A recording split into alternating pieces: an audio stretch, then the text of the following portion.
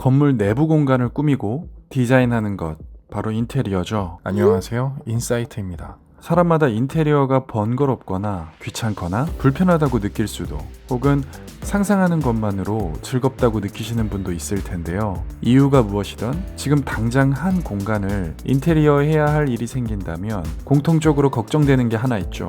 네, 바로 비용입니다. 한정된 예산은 인테리어를 시작하기 전부터 부담을 느끼게 만들어 잠시 생겼던 의욕마저 사라지게 만들곤 하죠. 하지만 예산 내에서, 즉 생각보다 저렴하게 집이나 사무실 같은 공간을 멋지게 꾸밀 수 있는 방법이 있다면 어떨까요? 오늘은 저희 인사이트가 인테리어 비용을 줄이면서 공간을 멋지게 꾸밀 수 있는 방법을 알려드릴까 합니다. 첫 번째, 인테리어는 중요도에 따라 예산을 부여해야 합니다. 인테리어를 진행하실 땐 나름의 계획을 세우실 거예요. 이때 여러분은 어떤 것을 중요하게 생각하고 우선시하시나요? 인테리어를 계획할 때, 특히 비용을 계산할 때는 중요도에 맞게 비용을 투자해야 합니다.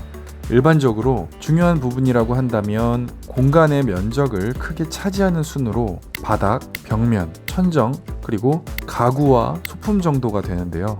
이렇게 중요도에 따라 예산을 분배하면 불필요한 제품 구입, 필요 이상의 비용 지출을 막고 인테리어의 성공 확률도 높일 수 있는 만큼 꼭 꼼꼼한 계획과 지출을 진행할 필요가 있습니다. 두 번째, 중고, 저가 상품을 활용하는 것입니다.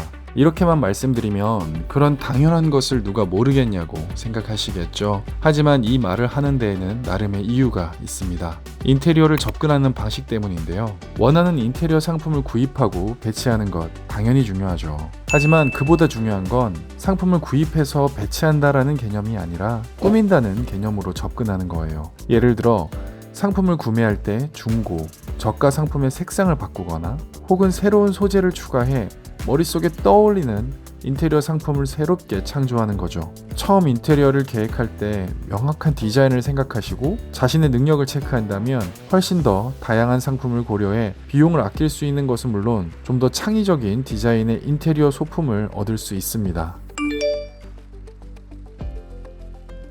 세 번째, 공간 계획 및 활용을 잘 해야 합니다. 이 역시 인테리어 계획 단계에서 꼭 체크할 부분인데요. 인테리어를 하려는 공간의 크기와 모양, 들어갈 가구의 크기와 종류, 조명, 컬러 등을 명확하게 결정해서 효율적으로 공간을 활용해야 합니다. 가장 먼저 공간을 깨끗하게 정리하고 필요 없는 물건을 정리해서 제대로 공간을 파악하는 것이 우선시 되어야 하는데요. 때때로 어질러진 공간의 크기를 가늠하지 못해서 필요 이상으로 큰 가구, 불필요한 인테리어 소품을 구입하는 경우가 많아요. 공간을 효율적으로 체크하고 계획에 맞는 상품을 딱 맞춰 구입한다면 불필요한 지출은 일어나지 않겠죠? 살짝 팁을 추가하자면 특정 스타일이나 테마를 정해서 그에 꼭 맞는 가구와 소품을 선택한다면 일관성 있는 인테리어를 만드는 것은 물론 필요한 가구와 소품만 구입해 비용을 아낄 수 있습니다.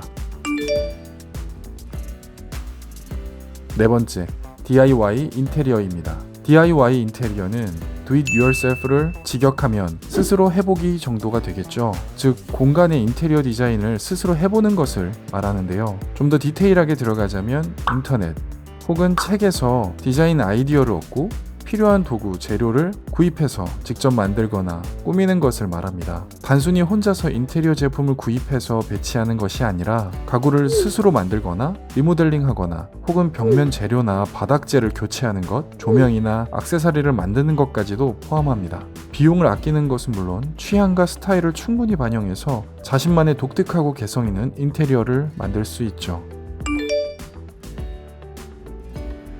다섯 번째, 인터넷 정보를 제대로 활용하는 것입니다. 인터넷을 통해 가구나 소품의 가격을 비교하는 건 이미 많은 분이 하고 계실 거예요. 할인 상품, 중고 상품, 상품 비교, 후기 등을 통해 정보를 확인하는 것은 물론 효율적으로 비용을 사용할 수 있죠. 무엇보다 관련 사이트나 인테리어 상품 쇼핑몰을 활용한다면 예산을 많이 투자하지 않아도 원하는 인테리어를 구성할 수 있는데요. 하지만 여기엔 꼭 주의해야 하는 게 몇 가지 있습니다.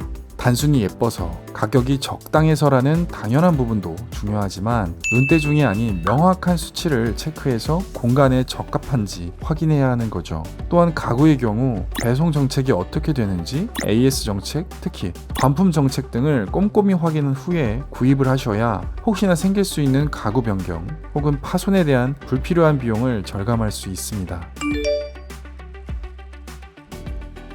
6번째, 가구 대여 서비스를 이용하는 것입니다. 세상에는 다양한 대여 서비스가 나오고 있지만 아직 가구 대여 서비스는 잘 모르시는 분들이 많더라고요. 가구 대여 서비스는 경우에 따라 인테리어 비용을 크게 절약할 수 있는데요.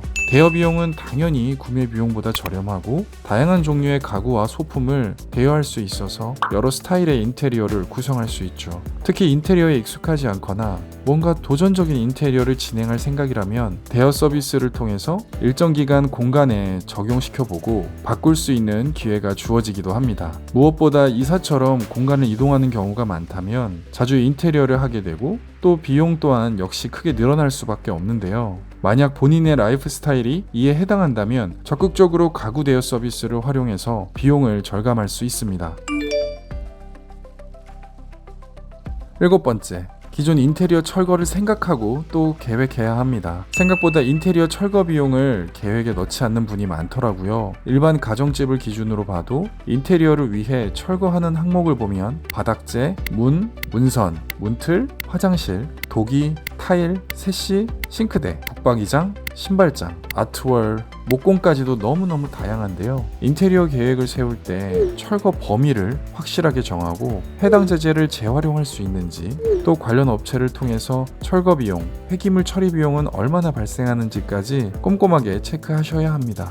만약 철거 항목에 대해서 명확한 판단이 서지 않는다면 시공 및 철거 업체와 상의를 통해서 재사용 가능 여부를 알아보고 결정할 수 있죠. 철거 범위와 비용 계산을 제대로 하지 않고 인테리어를 진행한다면 생각 이외의 비용 지출이 일어날 수 있는 만큼 조심할 필요가 있습니다.